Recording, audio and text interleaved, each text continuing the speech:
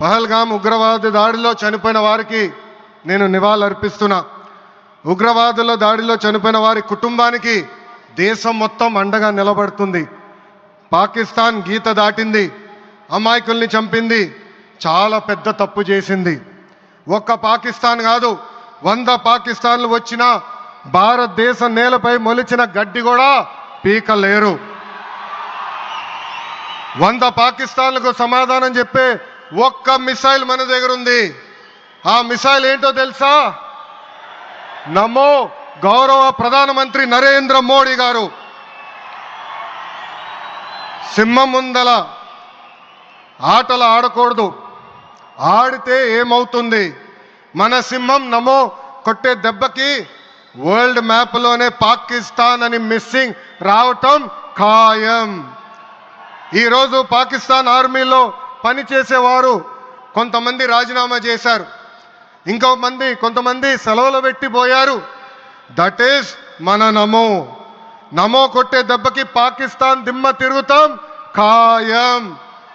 ఈరోజు నేను గర్వంగా చెప్పగలుగుతున్నా, ఎంటైర్ నేషన్ స్టాండ్స్ విత్ మన నమో. కేంద్రం ఈరోజు కులగణన చేయాలనే నిర్ణయం తీసుకుంది. పహల్గామ్ ఉగ్రవాద దాడిలో చనిపోయిన వారికి నేను నివాళులర్పిస్తున్నా. ఉగ్రవాదుల దాడిలో చనిపోయిన వారి కుటుంబానికి దేశం మొత్తం అండగా నిలబడుతుంది. పాకిస్తాన్ గీత దాటింది, అమాయకుల్ని చంపింది, చాలా పెద్ద తప్పు చేసింది. ఒక్క పాకిస్తాన్ కాదు, 100 పాకిస్తాన్లు వచ్చినా భారతదేశ నేలపై మొలిచిన గడ్డి కూడా పీకలేరు.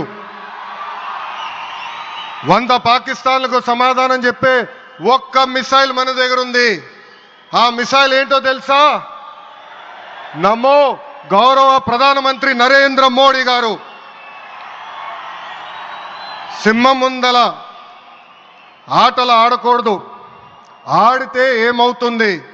మన సింహం నమో కొట్టే దెబ్బకి వరల్డ్ మ్యాప్లోనే పాకిస్తాన్ అని మిస్సింగ్ రావటం ఖాయం.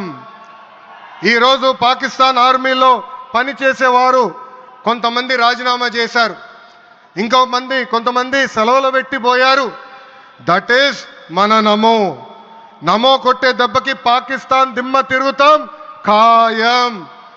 ఈరోజు నేను గర్వంగా చెప్పగలుగుతున్నా, ఎంటైర్ నేషన్ స్టాండ్స్ విత్ మన నమో.